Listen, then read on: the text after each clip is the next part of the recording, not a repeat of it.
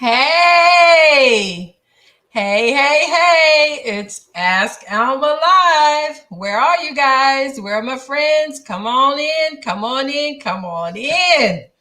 How y'all doing? Welcome. I'm so glad to be here. I'm so glad that you're here. And we are going to have a fantastic show today. I'm telling you, I asked y'all to send in some questions. And oh my goodness, we have some questions tonight. You hear me? I cannot wait to hear what the panel has to say, the co-hosts, what they have to say, what you guys have to say. I need you to talk to me. Let me know you're here. Let me know you're here. We have a lot to talk about. We have a lot to talk about. Hi, Jackie. Welcome, Jackie. Great to see you. How are you? South Carolina. David Youngblood. Hello. Tracy, girl. How you doing? Good to see you. Javon. Hello. This is going to be great. I want to take a minute to do the disclaimer. Ask Alma is an entertainment advice column live show.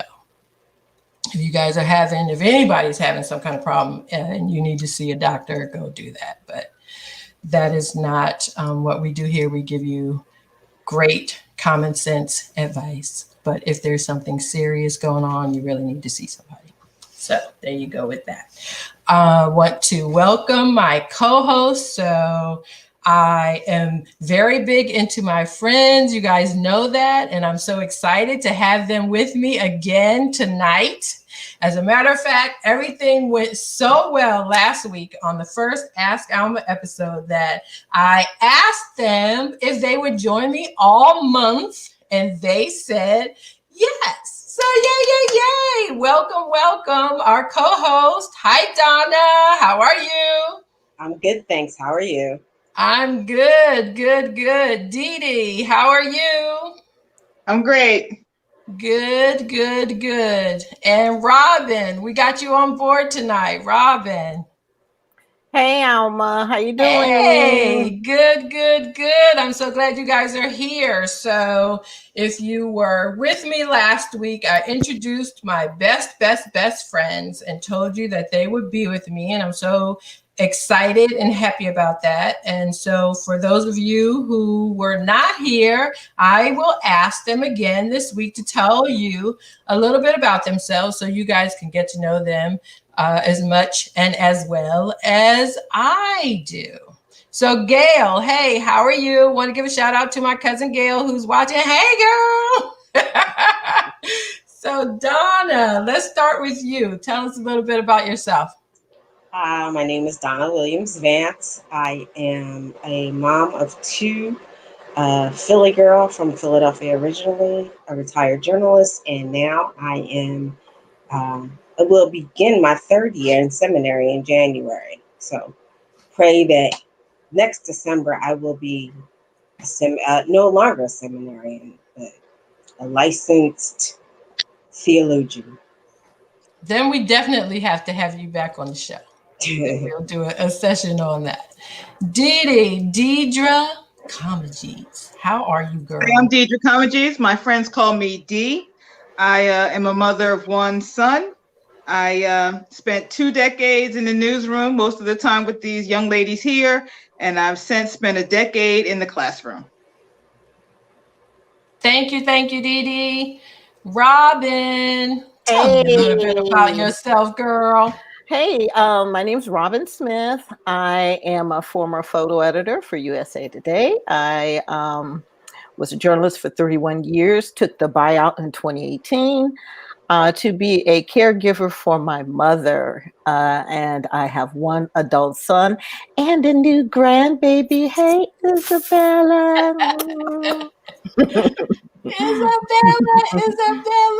It is wonderful. Yes. All of us, for those of you who don't know, all of us worked at USA Today together.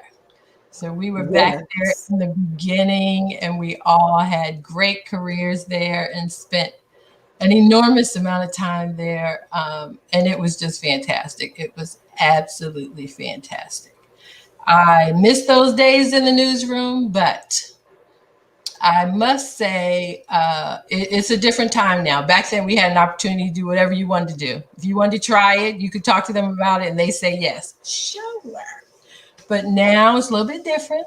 We're trying to change with the times and do what we need to do. So those were great times. And now we will share them with you guys and you'll get to hear all about it. So let's see. We'll take a couple more minutes and allow some more people to come on board. And then we'll get started with question number 1. Hi, Michelle. How are you? I see Tanya's on. That's my cousin, Tanya Smith. Is it? Tanya. My niece, Esther, out in Seattle. Hello. Hello. This is fantastic. So, ladies, before we get started, I was thinking about a couple of things because, we are news women. So I was watching the news and something kind of stuck with me a little bit. And I wanted to ask you guys about it before we get to the questions. I was just wondering what you thought and wanted to hear your feedback on it. So there was a 2-year-old on a United flight. Did you guys hear about that? And she would not put on a mask. And evidently, if you're flying, you have to wear a mask. 2 years of age and over, you have to wear a mask. So her parents were trying to get her to put this mask on, and she would not. She refused to do it. Her mom was saying she was having a breakdown. And so they were asked to get off the plane. And I know what I was thinking, but I'm just wondering, what do y'all think about that? Dee, you heard about that story? I did hear about it. I thought that the protocol was an older age, so I was initially surprised that they went to those lengths. As a parent who has flown with a 2-year-old, I absolutely understand, what was happening there. Mm-hmm. In these times of safety and precautions and things, I have really mixed feelings about it because, again, as a parent, I would not, I understand why that child might not want that on their face, but, as an airline and as a professional, I have real mixed emotions about them putting them off. Robin, did you hear about it? I didn't, but I would love for them to leave. And Donna, did you hear about it? She was 2. They were on the flight. I did hear about it, and I was wondering, I had a couple things. One, why is there a 2-year-old age mandate for the airline and everywhere else? They at least give you 5. That's one. 2, anybody who has kids knows that it's hard to put a mask on a 2-year-old, and something confining like a mask would be. So it's kind of hard to make a 2-year-old do anything. But that is true. But I don't know. I think I would have been a little lenient with that rule if the 2-year-old was the only one without a mask. I don't think that it had to go that to those extremes. I think that we need to be a little more flexible in everything we do, all aspects of life, especially, with COVID. So yeah. Tanya, Robin, that's your cousin. Yeah, she says, although I do understand poor baby is 2 years old, but it is a different time. It is a different time. And maybe, okay, ladies, you know what? I don't want a lot of emails about this. Because it's Ask Alma Live is my show. I get to say whatever I want. And you don't have to agree with me. But I'm thinking, what happened? Because when I was 2 and my mother told me to do something, I did it. Like, I really didn't have an option. I didn't have a choice. And I knew that. I knew that early in.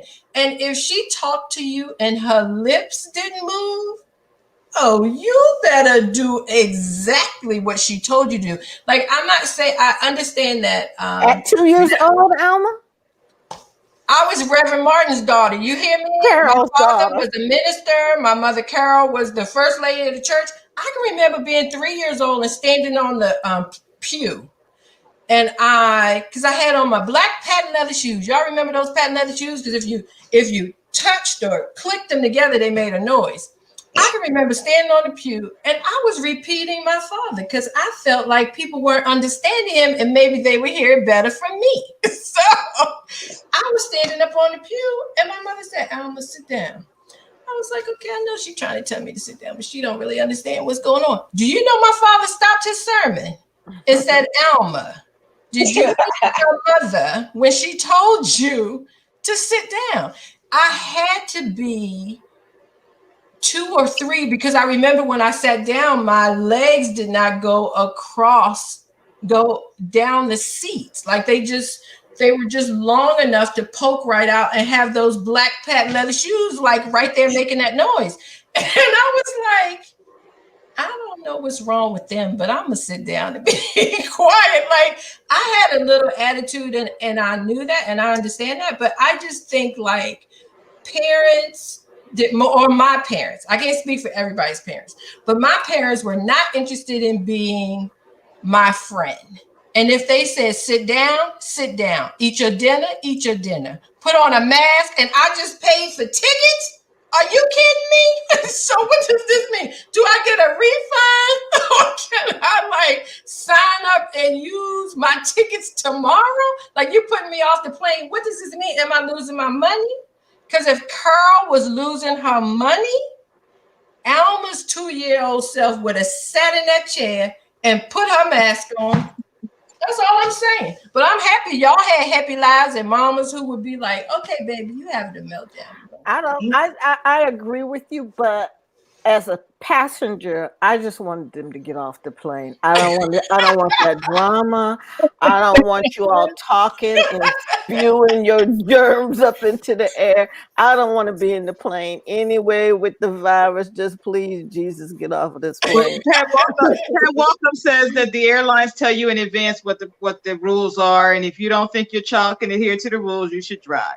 Exactly. And you know what else? I'm gonna tell you something else. And my son is 30, so I'm not worried about anybody come up in here arresting me. But if I needed Josh to be mellow, I gave him cough medicine. He was going somewhere. What? Am I the only mama that did that? No, you're the only mama who admitted. Oh my Lord. Girl, anybody got time to ice cream and a scoop of coffee. Josh is a fantastic baby. He did not need to be drugged. No, he did not. And he was the one who said, I don't know. Like you're right, Dee. I never really had a problem out of jar. I could say, I need you to sit here and be quiet. And I would give him something to do. He would have, either his favorite toy, a coloring book. You could do that, but 2 years old, that's not the same thing. 4, 5, yes. 2, no. No, y'all, I'm telling you, no. At 2, they understand. Sit down. Because really, for me, it was about the ticket. Am I getting a refund? I'm sure they would have. I think they would have helped the family if the family was cooperative. Okay. Don't you? They don't want bad publicity right now. What do you mean? Like, so they when they asked the family to leave, you think they got a refund? I think they probably, said, please get off the plane. We will get off. Y'all ain't getting no money back either. Get you on another flight when you drop that baby off at grandma's house. That's right. Leah Kim Farmer says, as a daycare owner, I see both sides, but my preschool is no better. I think so too, Leah. Like, I think you could, it's a way that you can communicate with your kids where they know, because you know what, we're going to wrap this up in a minute because we got some questions, but like the other thing, it wasn't just my mama, because in public, you really had to act a particular way. Like you could fall apart at home or in the car, but let us be in the grocery store and what's the problem? Is there a problem? Like, no, well, that's what I was first thinking, and I thought, well, Robin, that's none of your business. But I was thinking, this thing's been going on for 8 to 10 months. You haven't taken the baby out yet and had a mask on it. It seems to me like just right. And by make now it they fun. should be socialized into having to put a mask on. I would have been more expecting them to be irritable about the ear pressure, you know, on the airplane, not a mask at this point. But thank you, Esther. She said her mama said she gave him Benadryl. Thank you, girl. That's right. Tanya said that A too. lot of y'all got cough medicine. Your mama might not I'm tell you. gonna tell my aunt Ernie. I'm gonna tell my aunt Ernie Tanya was giving baby Benadryl. Girl, we ain't got time for that. Okay. Ooh, Okay, I know we got the questions. I know that's why y'all came on board for Ask Alma tonight. And Lord knows I am so grateful that you are here. You really don't know how grateful I am. But I gotta give a shout out to my husband because my husband had a birthday on Sunday. He had a really big birthday, and I want to say happy birthday, Gil. Happy birthday. You better be watching. I don't know if he watching. He probably like watching football reruns and go act like he watched. I don't know, maybe he is watching. We'll see. But happy birthday, Gil. So you guys ready for the first question? Yes. Okay. Our first question is read by our VVR. Our volunteer video reader is Latia Daniels from Odenton. Dear Alma, I have a next door neighbor that I hang out with from time to time. She's not my best friend or anything, but we do hang out. She has a 17-year-old son, and I have a daughter. They both go to school together. Her husband is in the military, and he's being transferred to another state. So she asked me if her son could stay with us so he can finish out his last year of school. She said she would pay room and board, and I'm just a little worried about her son moving in with us because I have a teenage daughter. What do you think about that? Okay, y'all commenters, girlfriends that's at home, let me know what y'all think. I'll recap the question quickly. So Tia says that there is a military mom who is her neighbor, and that mom has a teenage son. The teenage son is friends with her teenage daughter. The full details of her question said that they were both seniors and this is their last year. So the mom who is in the military was asking if her son could stay to finish out his senior year and graduate there instead of relocating with her, and that she would pay room and board and for everything that he needed. But he was very, very excited about finishing up his senior year at that high school. But the mother had some concerns about the teenagers living in the same house, the girl and the boy. And I'm assuming it was because there may have been some flirting going on between the son and the daughter. So she was wondering what were my thoughts on that. Did she say her husband was in the military too? The woman who's supposed to babysit the son, the neighbor's son. Did she say her husband was in the military? I don't recall her saying that. I thought she said that that they were friends, not BFFs, but they were good friends. But I don't think I heard her mention the word husband. So this was before COVID, right? Yes. Okay. Because if it were current, I'd be like, definitely no. All you need is a computer, which works anywhere. Right. I don't. Yeah.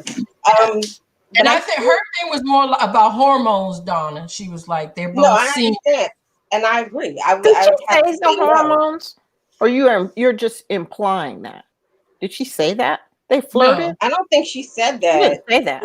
Your cousin did though, but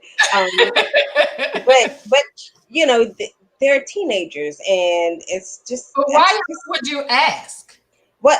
I don't know. And the other thing is, as a military, I don't mean to sound callous, but as a military family, you're used to moving around. So it's not like, I don't know. I would say no. I think, his senior year, she said it was his senior year, and that he wanted to finish up at that high school. Well, then why didn't they stay? Tell the husband, go ahead, and we'll meet you then once he gets out of school.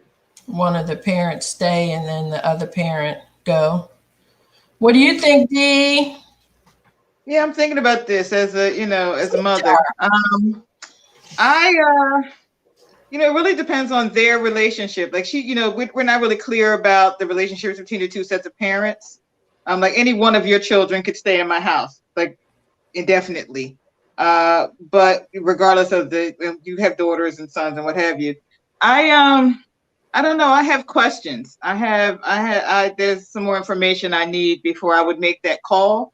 But right. Yeah, if you have a relative that can come and stay, then I would have the relative come and stay. If I was in these circumstances and I said to my mom, he has 4 months before he can finish high school, would you come stay here? Then she would do that. So that might be an option that I would consider, like a family member to do it, so the child wouldn't have to move into. I certainly would help out. Yeah. But I don't know if I would necessarily want them together under my roof. Yeah. I can remember because, my husband is retired military for our friends out there who don't know that. And we would vacation with one of his military friends every year. And I can remember, although we weren't staying together, I think we were though. Yeah, it was like sort of this Airbnb thing. But I can remember when we all went to breakfast and I saw how Josh was looking at the daughter one year. And I was like, go fix your plate in the buffet. And he was like, I'm not hungry. I was like, you're going to eat something because, when you like somebody and you ain't hungry, I long for those days. I don't really have those days now because I've been married for 25 years. So I'm always hungry. But I mean, you know how early on when you kind of like somebody and then you just sitting across the table or watching them. Over time, like you vacation more than 1 year. So initially they were just regular, like, yeah, they had the son and they went from food cooties to yes, because I don't think she got up to fix her plate either. I'm not gonna say her name because I'm not trying to put her business out there, and I have a pretty good feeling she's watching. But I can remember going, "Oh no!" And since we all were in a house together, like an Airbnb situation, because it was like a timeshare. I slept with one eye because it was like, oh no, this is not happening. This is not. So that would, it could start off very well as being friends, but with teenagers, you don't know what that's going to turn into. Robin, what do you think? I would have to really. Okay, I'm going to assume that this woman has already asked family members. I'm going to assume that she has to go and she can't stay, because I just want to believe that she would not even ask that unless she had exhausted a lot of her options. I mean, I'm just for sake of argument, I'm gonna put it that way. So I would have to like her a lot of it, and I would have had to had similar thoughts about parenting and education and all of that, and I would have to like her son a lot. Right. No, a lot. Like, yes, ma'am, no, ma'am, 3 bags full all the time for me to even consider it. Because I am not going to have a kid rule my household. Right. And if they're too far away, I'm just going to say you're on the next bus to wherever, train, plane, boat, whatever, to join your parents. I'm just not going to. Who needs that aggravation? Yeah. Leah, don't say the name. Leah, no, don't say the name. Don't say the name, Leah. But you know, I do know a couple of people who've done it, who've taken on somebody else's child, and for their just because they didn't get along with the parent. Actually, I had a cousin that came and lived with us, but that was different. Anyway, that's you're talking about opposite sex, and that's a lot of stress. It is because teenagers lie. Teenagers lie. Ooh, you got to have your eyes open all the time. And if you got to go to work and stuff like that, because you know they're telling you one thing and doing something else. Very 100%. Rarely, because that's another thing. That brings up another point of when you talk to your children. As a matter of fact, my son and I were having this conversation this weekend about asking your child a question, because he was saying, but for everybody who doesn't know, my son Josh is 30. His wife is Michelle, and they have a daughter, my granddaughter Ava, and they were talking about Ava's 7 now, and how they would ask her a question, and sometimes she would look like she's thinking about the answer that she thinks they want to hear. And I was like, Josh, you did the same thing. Like, who doesn't do that? Every child, your first answer is when the parent asks you the question, you thinking, what does she want me to say? Like, what does she want the answer to be? Not like what is the answer? Unless you like a child like me who talked all the time, and I really just answered stuff. But as I got older, as a teenager, I would kind of wonder, what are they trying to get me to say? And then I usually tell on myself too. But I think most children want to answer based on what they think the parent wants to hear. What do you think? Am I wrong in that? So what does that have to do with this? I was thinking, like, with the 2 teenagers in the house, are you going to get honesty? Not really. So you have to make your decision based on what kind of parent you are planning to be to both, because you can't be the mama friend and then the parent of your child. You are basically, in my opinion, parenting both. If they're under your roof, then you're the mama of both of them. And it has to be consistent parenting. You know, you're talking about 2 teenagers. It would be like you just adopting a 17-year-old that, you know, you don't know any of the pre-existing conditions or any of that stuff. So, what about this though? What about parents who allow foreign students to come and stay in their home? I wouldn't do that either. Yeah, no. Because in addition to you know, just regular teenage stuff, you have a language barrier, you have a cultural barrier. So, you know, I remember when we lived in Silver Spring, Peyton had a friend who was not of the same ethnicity as us. And the girl could wear makeup and boys could spend the night at her house. And Peyton came home and I was like, oh, I thought you were spending the night. She was like, no, it was a boy over there spending the night. So, you know, she knew just because of what it is we do. And there wasn't that cultural thing where I'm trying to understand how you guys do it. And it was just, I wouldn't want them. I'm like, no, it's hard. My high school had an exchange student, 1 or 2 exchange students every year. They did pretty extensive screening on the families, you know, in advance to help them understand what could and could not happen in their house. No matter how you treat your kids, there are certain things that just cannot go on with this exchange student. And they were, I never heard any stories, but that's a challenge. Yeah. So we're answering as the 4 of us, and so the 4 of us have certain mindsets, and we're not foreign exchange parents. So I take that off the table. And so, what's the consensus? I'm not saying that I wouldn't, because you know what that made me think of, and I know this is taking it one more step, but I just want to know if you guys remember. Remember, they used to do exchange journalists. Do you guys remember that? And it would be a journalist from another country, because I can remember taking one guy home for Thanksgiving.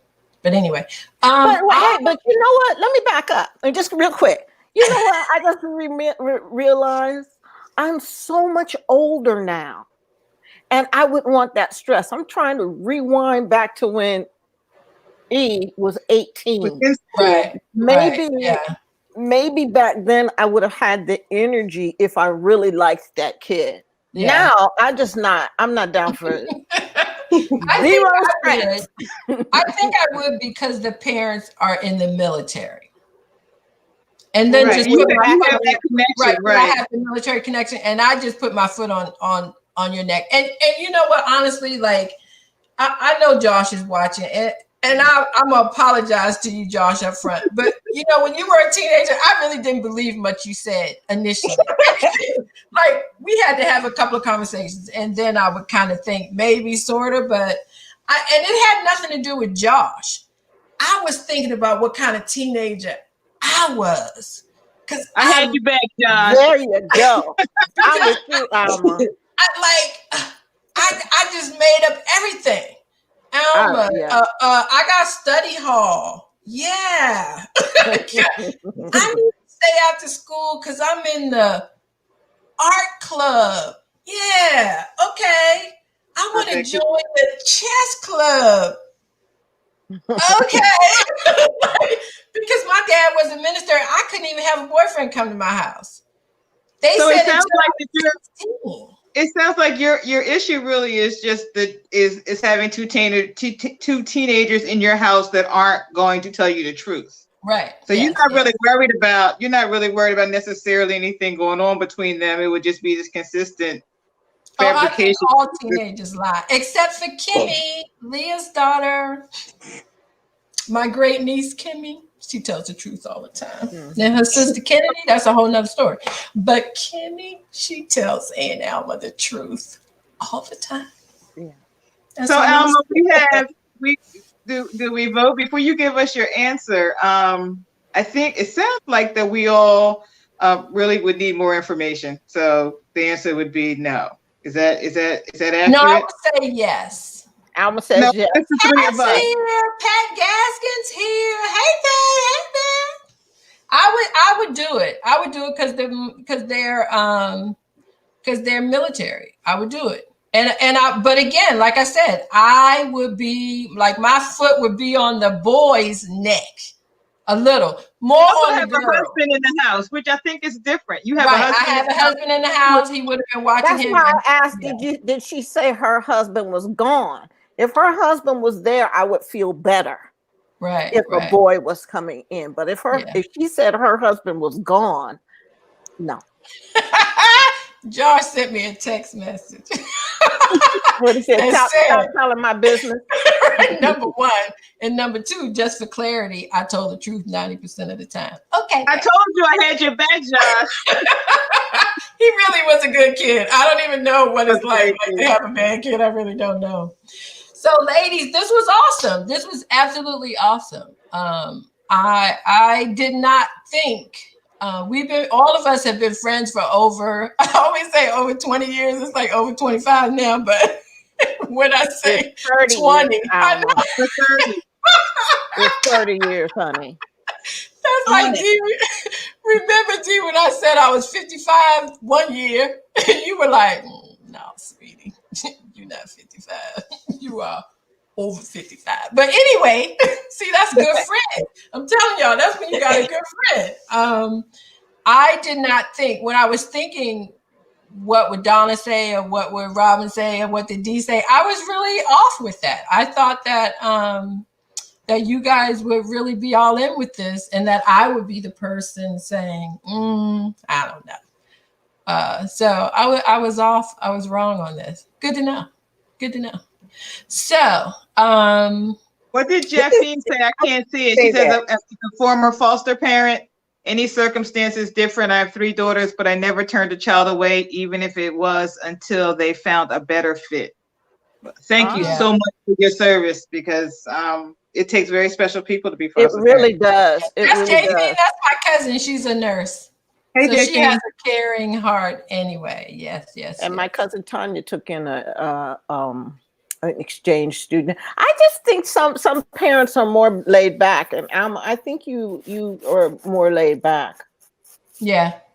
And my mom, I mean, I have cousins who lived with me growing up. It was, you know, I think my family, you would be, they talk about you if you didn't, or if you turned somebody's child away. Oh, you get a phone call. What's your problem? So yeah, I'm kind of under that mindset. I love the comments, y'all, and I'm doing so much better. Like last week, I was kind of glancing them, but I figured that out this week, and I love it. It's like we're all in a conversation together. I like that. So let me just clarify for people. Donna, I met Donna the very first day I got to the housing facility at USA Today.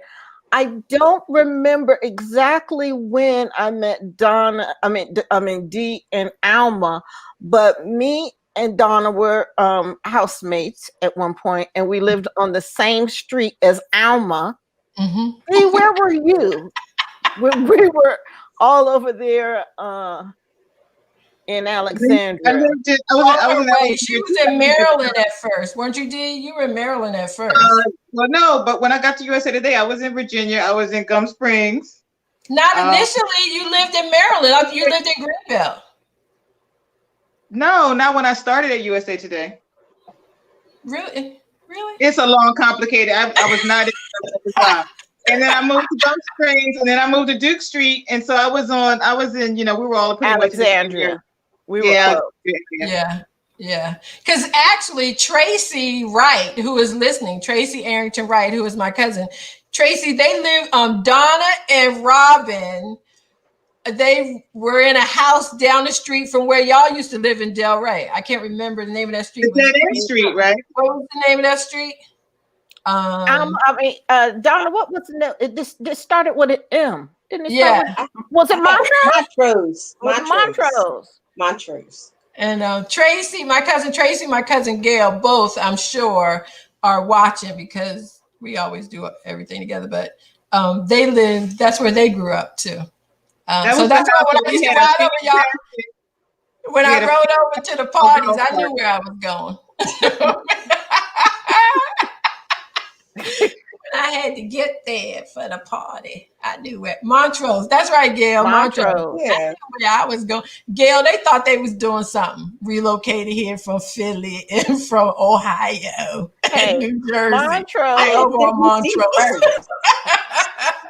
Montrose, yes. the pharmaceutical dealers were dealing on the end of the street. And I didn't know it because I was Rebecca of Sunnybrook Farms, and I would get off of work at 1:00 in the morning. There'd be no parking. I'd have to walk 2 or 3 blocks, and I'd wave at these guys at the end of the street. They'd all be there at the end of the street, and I'd wave, and they would just kind of look at me, and I thought, what is wrong with them? And every night I would wave at them. I don't know about your pharmaceuticals. The old lady next door finally mentioned and said, "Oh, I see these guys all the time, and 1:00, 2:00, and they're not very friendly. They don't wave." She said, "Girl, that's an open drug market." They one time they were shooting, and Robin was like, "Do you hear that?" I was like, "Yeah, I hear it." She was like, "Somebody's out there banging on the pole."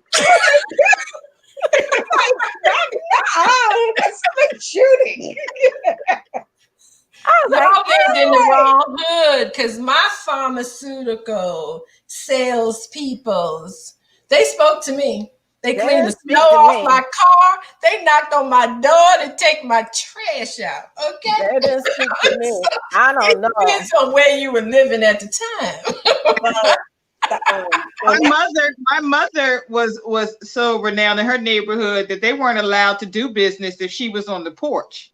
Oh, So nobody was allowed to do business. So as soon as she went to the bathroom, there was a lot of transactions going on before she was told that she needs to write a book. I was so naive. I'd be jogging in the neighborhood, jogging. And one day I asked the same lady, her name wasn't Miss Willie, it was Miss Mary. Mary, what is that red house in the end of the street? People are always coming to go, girl, that's a brothel. They so friendly. They so friendly. There's some pretty girls over there. One time, because we could only park on one side of the street, right? So it was like, you had to alternate sides of the street.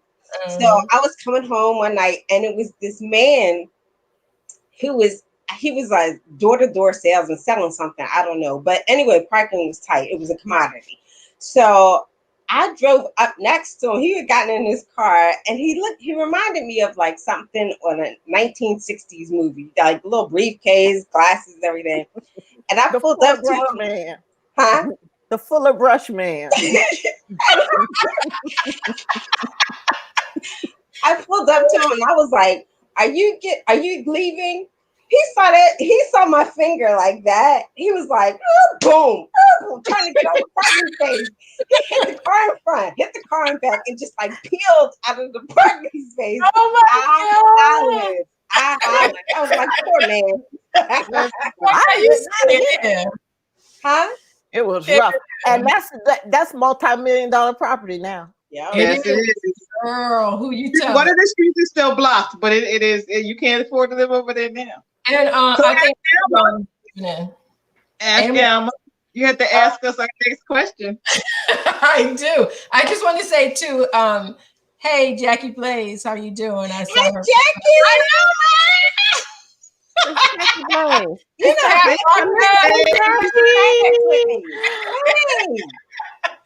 So here,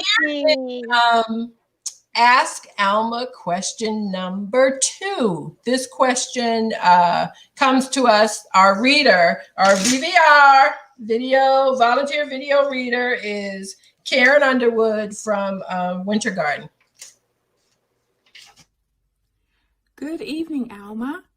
Here is this week's Always Ask Alma question. Dear Alma, I've been married 40 years. I married my first and only boyfriend. I will turn 60 years old next year. Together, we have one son who is 35 years old. Our son is engaged to be married, but I'm not sure when that will happen because of COVID. Speaking of COVID, during this lockdown, I noticed my husband was taking private telephone calls, whispering so I wouldn't hear the conversations. After more arguments than I want to count, he confessed he has a 10-year-old daughter. I'm shocked. I'm broken. I am in complete disbelief. The betrayal is overwhelming. Over the years, we have hosted and celebrated all the family events.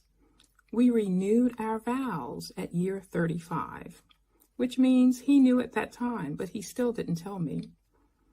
As it turns out, several friends also knew the secret and said they didn't tell because they knew it would be devastating to me.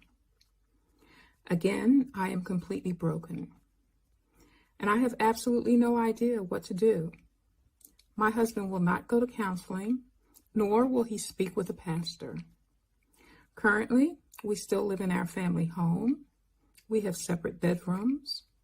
We're cordial, but no longer talk or act like a married couple.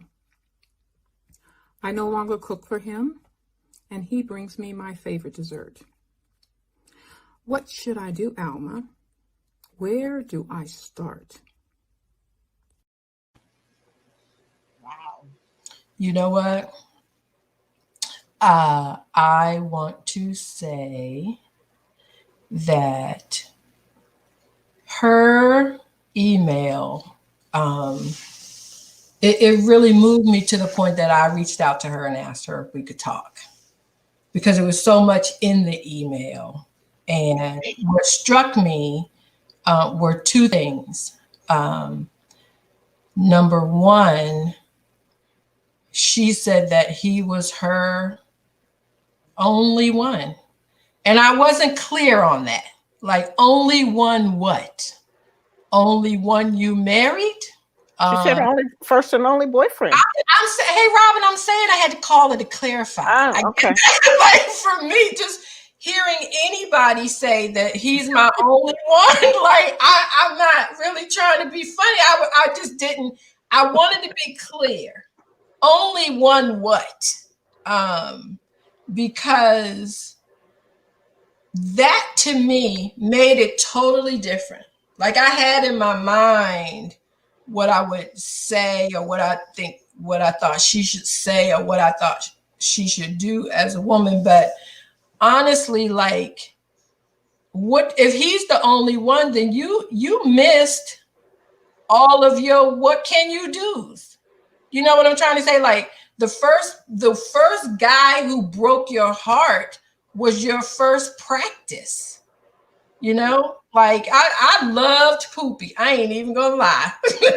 Everybody who knew me in high school knew I loved me some Poopy. Now, Dante was my boyfriend. That's a whole nother story. But because Poopy didn't want to be my boyfriend, which I didn't know why. Because why would you not want to be my boyfriend? So, girl,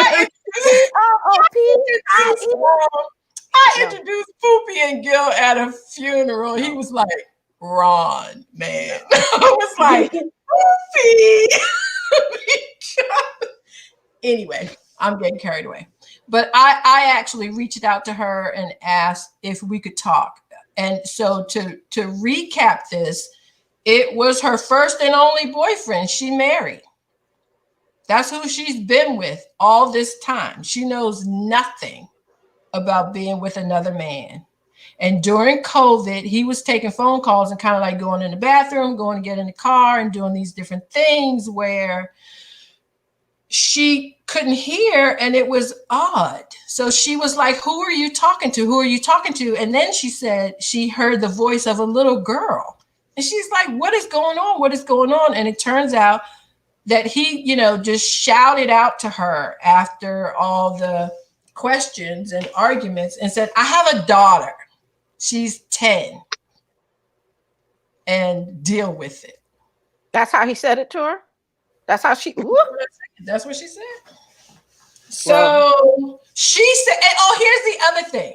She said that she was, hysterical. Like, she just cried, ran to the room, and she was crying. So I said, did he come in the room? She said, no. I said, he just let you go in there and cry? And she said, yeah. Then I was mad. What's this about him bringing her favorite dessert? What's that about? Yeah, because she said, I don't cook or do anything, but she says, I guess he's trying to be nice because he'll bring me my favorite dessert. I guess that's his. It seems to me he's relieved now. Like, he's been carrying around this all this time, and now she knows, so he can sleep at night. Well, he doesn't seem to have been having any problem sleeping already, right. But it's out now. He doesn't have to be nice anymore. He doesn't have to do those things that he had been doing to, maintain their relationship and hiding the secret. But right. the deep rootedness of this betrayal, like every one thing is like, oh yeah, that's horrible. Oh, that's horrible. But when you put them all together, it's just it's unquestionable how you could hurt someone that deeply. I mean, right. if he had come to her when the baby was born or when the woman got pregnant and said, look, this wishes they were already 30 years in, but still. When they renewed their vows, she said, right. He could have, because they did that within their church, it was, and she said he never mentioned a thing, because she was like, because now she says she's peeling everything back. Right. What has happened over the past 10 years. So when they were celebrating this, the child was, 3 months. When they were doing this, the child, and everything to her now, she says, is a lie. But here's something else. Her email never said, how do I leave? Well, that's what I was going to say. I'm not excusing him. In no way am I excusing him. What I am saying is, I think the worst part of this was, yes, the betrayal and the adulterous affair and this other child. But I think the most painful part of this is him having no remorse. Him just, blurting it out, watching her cry, watching her miserable, not wanting to go to counseling. That's the part that's hurting her. Mm-hmm. And if she could just figure out, because like you said, she didn't ask how should she leave, when should she leave. So apparently that's not in the forefront of her mind. But I hope that since she doesn't want to live there, since she doesn't want to leave, apparently, I hope she can stay there without being mired in this misery day after day after day. But I can almost guarantee you, your misery is not going to go away as long as you stay there. But she's 60. Do you leave at 60? Well, that's what I'm saying. I suffered in a very immediate breakup of a marriage, and in that moment, I had no idea what I was going to do. So that part I get, but what I did know was I was not going to waddle in that. Now, sure, I walked around with a sippy cup of Bacardi.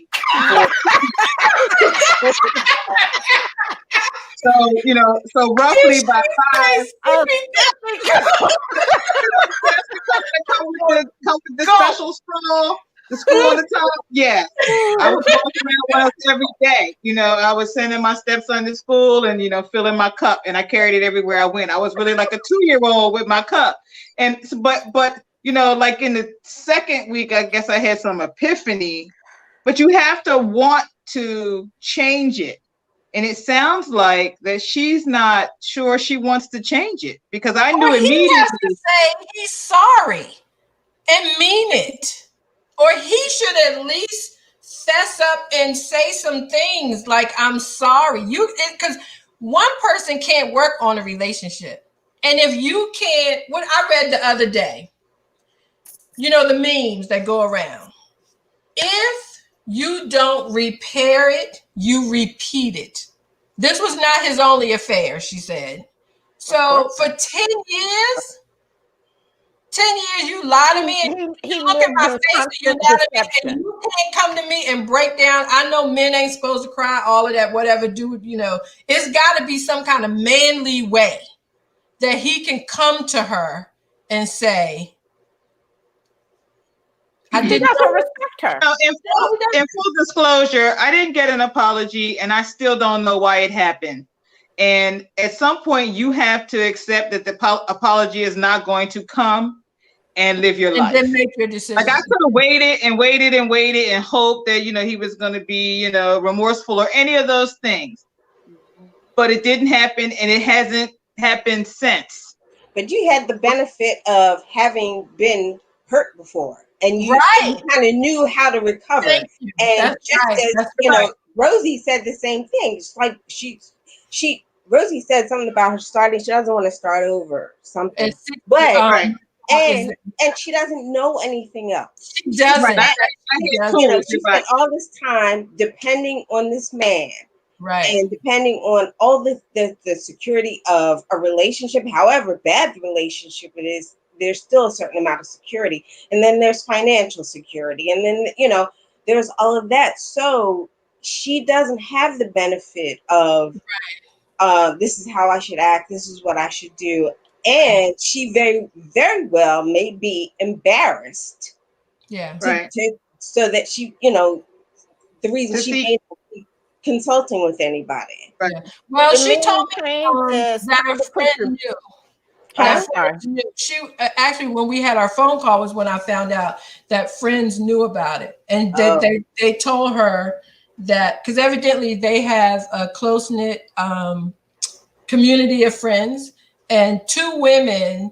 Because one woman she shared a business with, they don't have that business right now, but she knew, because it's a hair salon, and he takes the little girl there to get her hair done.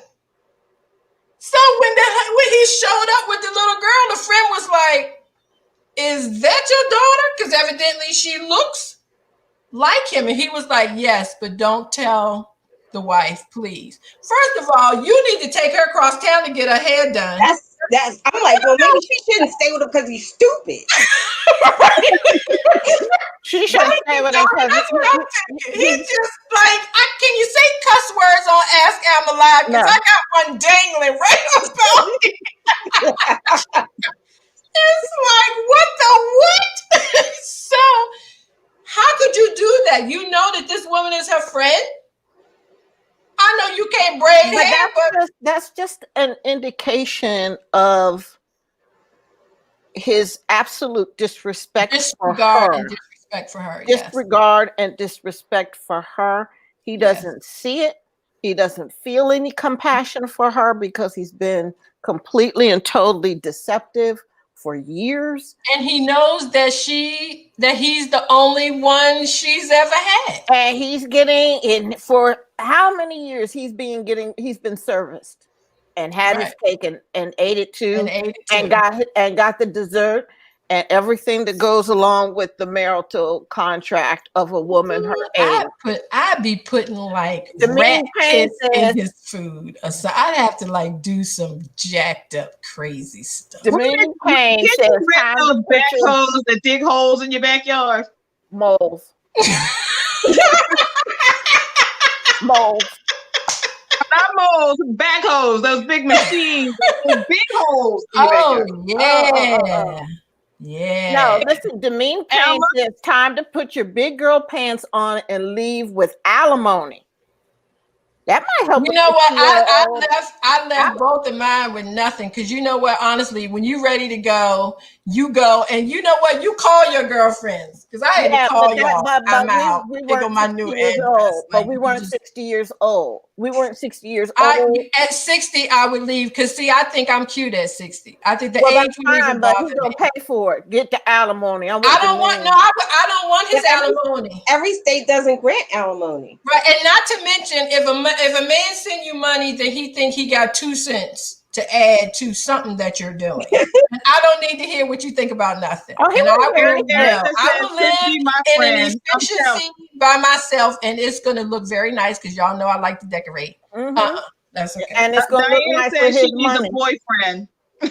Say that again. Diane says she needs a boyfriend, and Erica says that she just needs to. I missed it. She needed to, she couldn't be her friend because she would have told.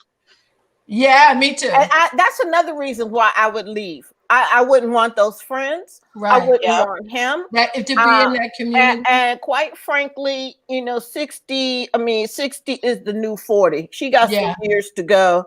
Yeah. And the stress of being in that home with someone so callous.